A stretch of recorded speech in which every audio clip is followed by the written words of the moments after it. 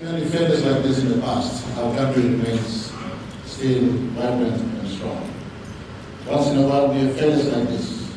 In between the last 46 years of our nation's sovereignty and nationhood, but our country has been a country of resilience. Resilience by our everyday people, resilience by governments before me, and resilience from my government, as well as resilience by those who corporate residents or businesses, whether they're foreign owned or local owned. Our country has survived the test of time in the last 46 years. Since 1975, our economy was a small 300 million economy. Up till 2008, our economy was below 40 billion. By the time you started this business breakfast in 2013, our economy was at 35 billion approximately. When we hit the first gas production from the PMG LNG project, I acknowledge ExxonMobil in the House, which used to be our foundational investor and leader in the LNG space. Our economy went past 40 billion. From 2014, I beg your pardon, our economy went past 80 billion. So from where we were in 1975 up till 2014, when the biggest investment ever taken in the country retired its construction phase and moved into production, our economy moved past what it was, a 40 billion economy in 2008-2009 period, right to 2013, and into an 80 billion economy space in 2014.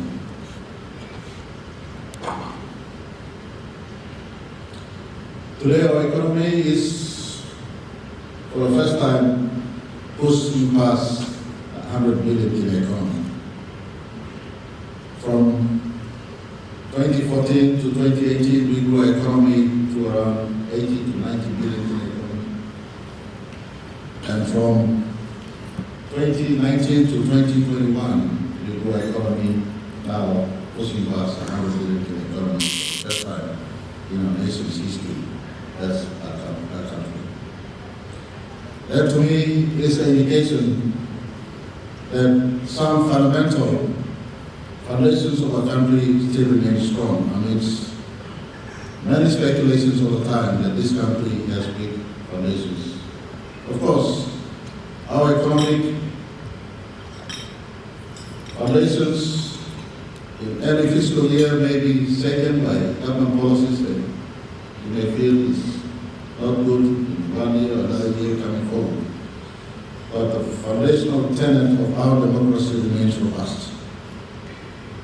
Since 1975, we have been a vibrant democracy. And I don't know whether some of you would recollect, but I think my first conversation as Prime Minister with you this breakfast, I pointed to the robustness of our democracy as a strong foundation of a good economy. And that, in my opening remarks today, I just want to point to each and every one of you. We have been a very robust democracy from 1975 up to today.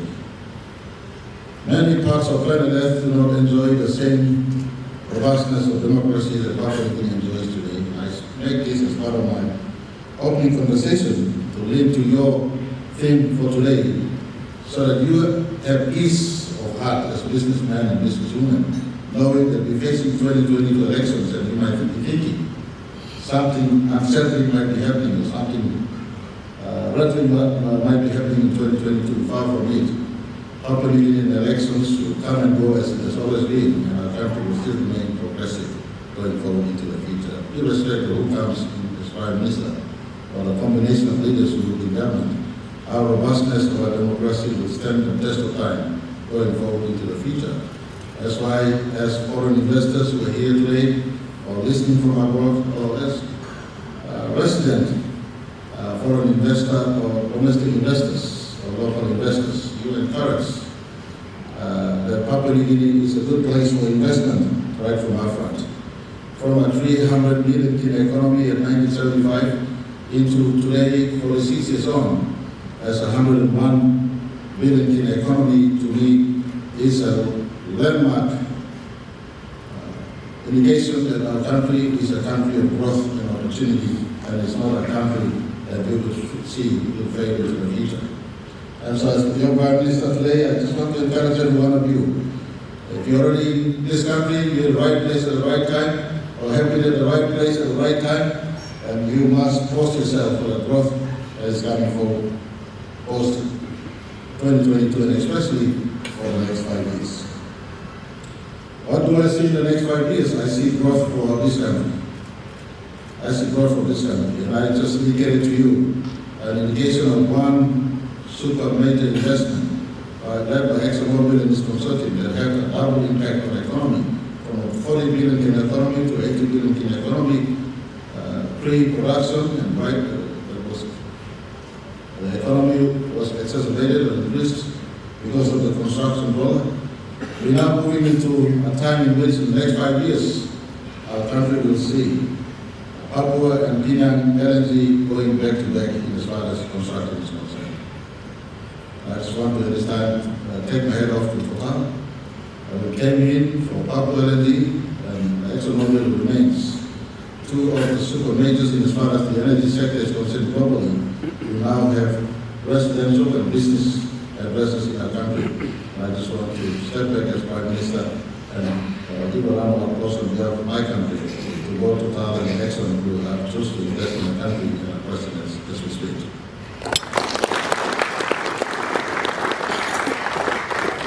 So when we move into the construction of Papua and Penang LNG back to back, and I am in booth to meet Mr. Puyana in Paris on the 9th of February when I pass through China, and we're also meeting the Chinese president as well as the French president, talking more in areas of investment and bringing good, substantial investors to come and invest also in our country.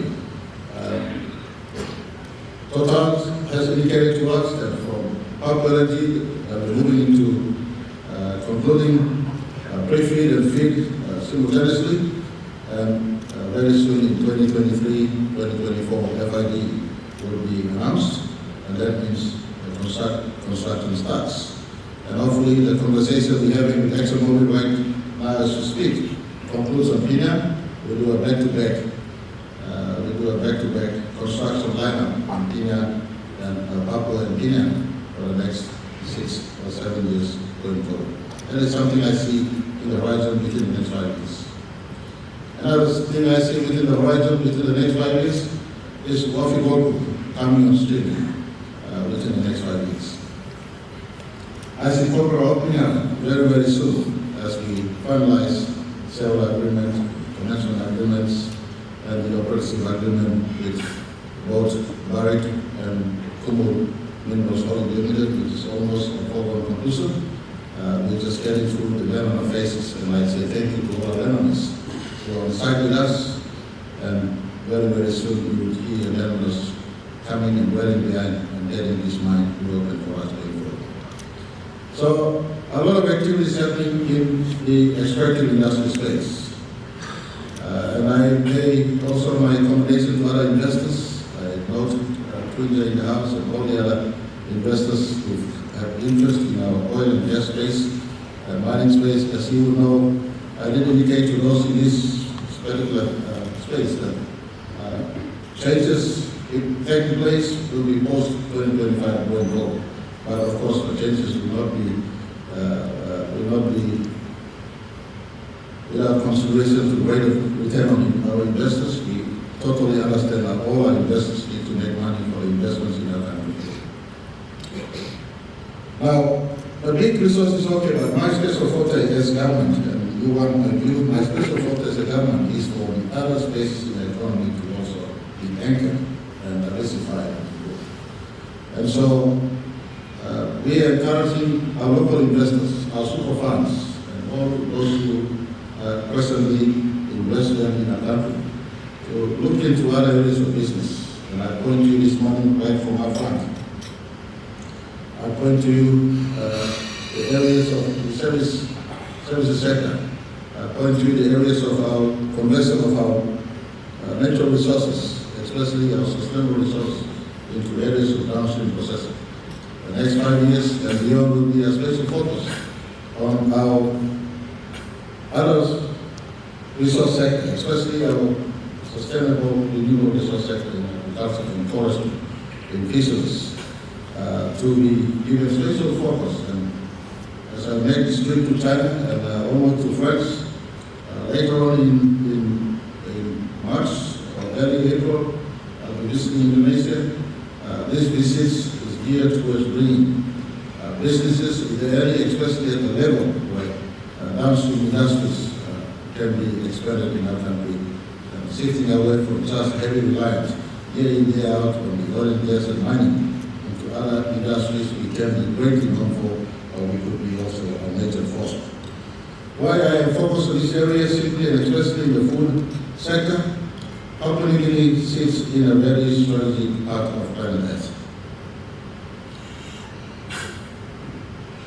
When I look into the economy, global economy to the future, I am also excited because when I point Papua New Guinean businesses to this area of investment in the agriculture business and the food industry.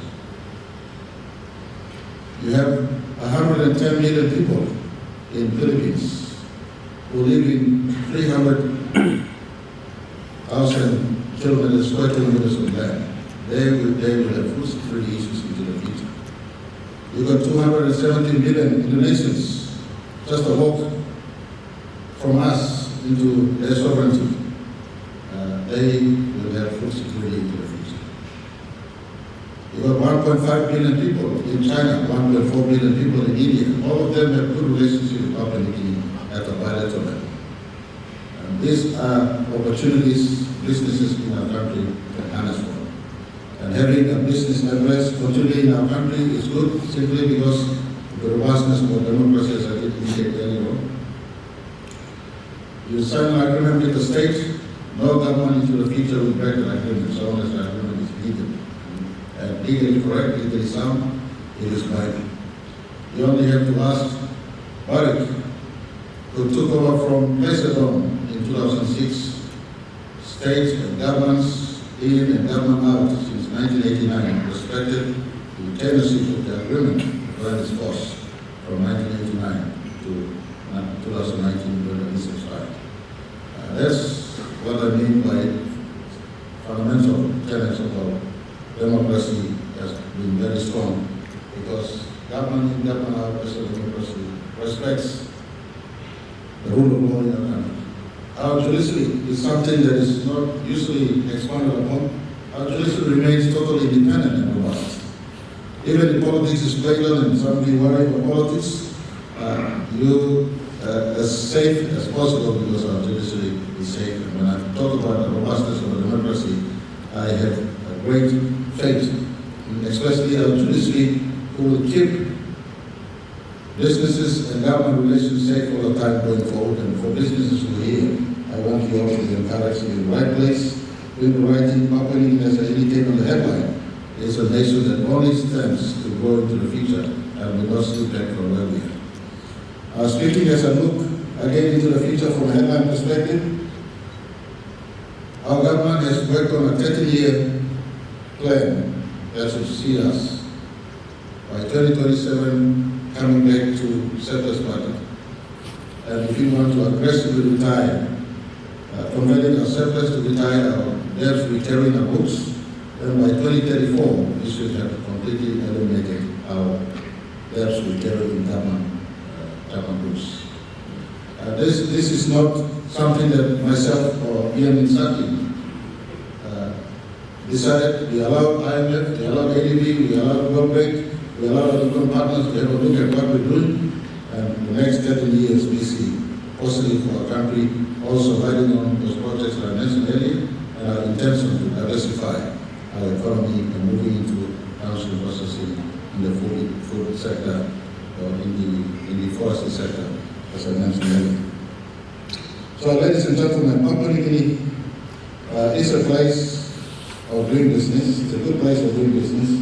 Globally, as the economy rebounds from COVID-19, Papua New Guinea also will grow from the rebound that is taking place. We are all adjusting to dealing with COVID-19, and if any of you have come into our country feeling stressed at the airport, please let us know. We will stand by to inform our controller to ensure we are not so maybe so strict is not the right word I should be using. COVID requires us strict attention, but we want to live with COVID-19. I'd rather put it this way: we want to live with COVID-19 and allow business to remain at work. And for those who are vaccinated, you are totally free to move in and out of the country. And if someone is asking too many questions, please do let us know. Going forward, we want to lead and work with COVID-19 going forward into the future. I don't see COVID-19 as a showstopper for global economy. In depressions and contractions, there's always a counter measure. And in my view, the rebound will take place in 2022 and 2023 and going forward. If it is not taking place globally, for us in Papua New Guinea, the effect of positive conclusion on Papua, progress of Papua, positive conclusion on Kenya, the Wafi-Boku and reopening program, in my view, will contribute double the size of the economy that we are visiting. And 2023, 2024, 2025 going forward, we should see a lot of construction activities, we should see a lot of rebound in our domestic economy. And so all of you in our country are encouraged to look at areas in which, if you already are moving to investment, focus on those areas. If you need government help in as far as tweaking our public policy, I don't think any public policy is written in stone. So long as it's workable for you, but also in the big picture, workable for our country, to ensure everyone is living alone and no one is left behind, then I'm sure government will be receptive to any suggestions. A body of business houses like yourself and the Business Council or others can propose to us, so long as it's a win for the country, but also a win for you. And if we can find a win-win in those suggestions, then we will certainly be working to ensure we reform them so that businesses can be sitting comfortably and growing and getting bigger and better. Some principles that my government or our government is personally engaged in as far as our budget is concerned. We've used the last 2 years very sensitive to the tough time we had in the last 2 years. And so we've used our budget deliberately to ensure our economy remains afloat. In case most of you are asking, what is the increase in the 10 billion Kina space from 2018, when I mentioned that the economy is now going past 101 billion Kina? Some of you may be asking, there was no major extractive industry activity, there was no major business or commercial transaction. Where is the increase coming from? I just want to say thank you to few supporters of our national budget. Australian government, I just thank you to yourself.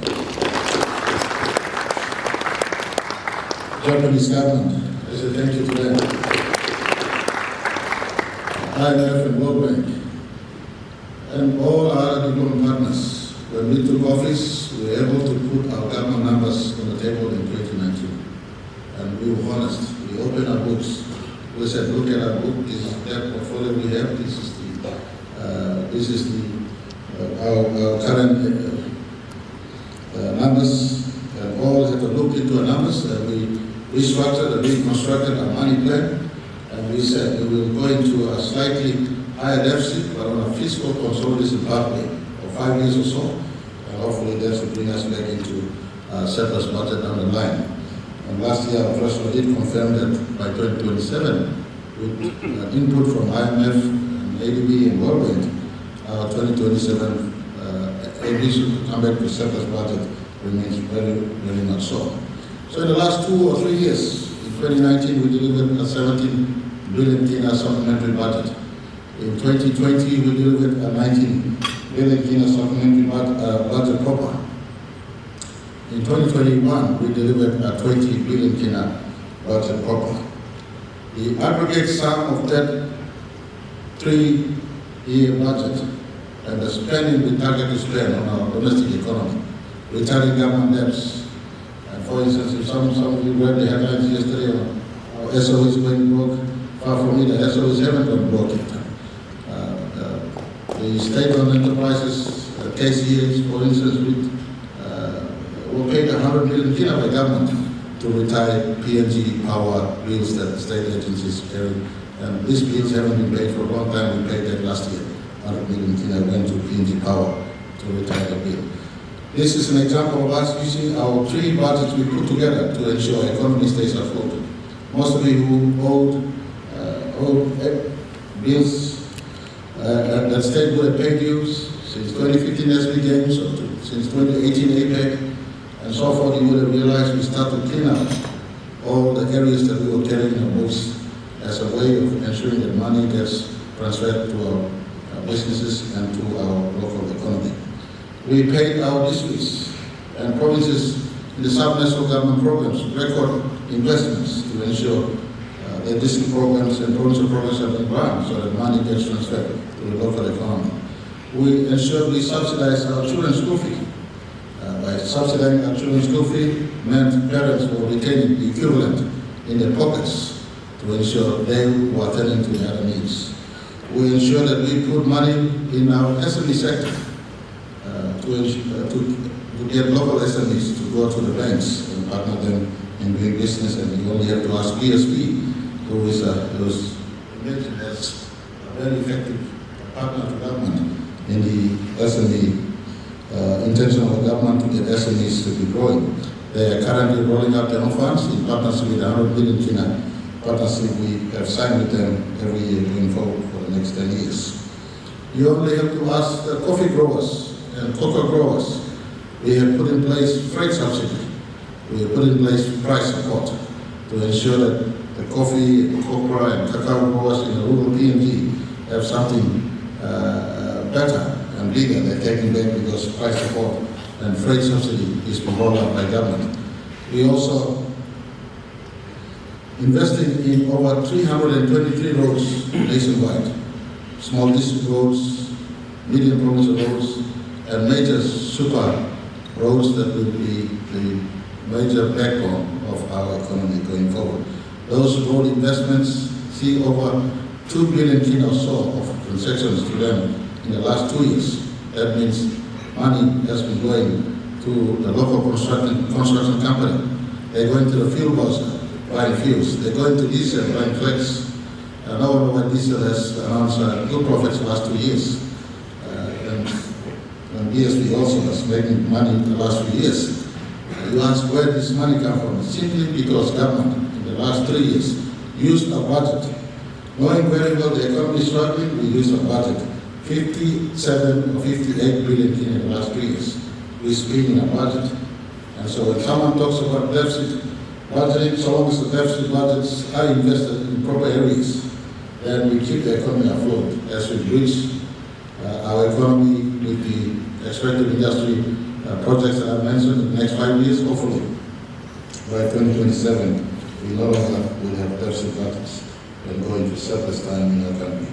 So the fundamentals may be weak in as far as the economy is concerned. In summary, the fundamentals of our country as a democracy remain strong. This is a good country for investments. Business opportunity in our country exists, and I look forward to greater dialogue with the Business Council, not just today, but after the 2022 elections. Wherever I am placed as a result of the election doesn't matter, but we will still be around contributing to our country. And I look forward to continue dialogue at this important forum with government so that your recommendations can be considered, because you pay the taxes that I collected this week back to the economy and keep our country growing. And your contribution and your advice to our government is essential and is needed. And we look forward to working with each and every one of you going forward. Let me conclude by saying that I wish each and every one of you a robust, happy, and active 2022. We'll be in politics. Those of you who are citizens, educate Papua New Guineans to cast their ballot properly, not for a plate of food. Casting ballot properly is very important, and I encourage every Papua New Guineans in the house here to educate your fellow citizens that your one vote is very important. We will use an opportunity to allow people to cast a vote of their choice, and hopefully the panel of leaders who will be assembled after August could carry on to do a better job for this country, so that in the next 5-10 years, the future we see for our country today is realized. And for those of you who are in business, you will continue to make profits that you must return to your shareholders. I mean, tell you, employ Papua New Guineans, and I ask you to incubate more SMEs that we try to encourage to grow and make Papua New Guinea a happy, better place for each and every one of us to enjoy living and making business and profiting inside. Thank you very much for this opportunity. I look forward to talking to you all in 2023. Thank you very much.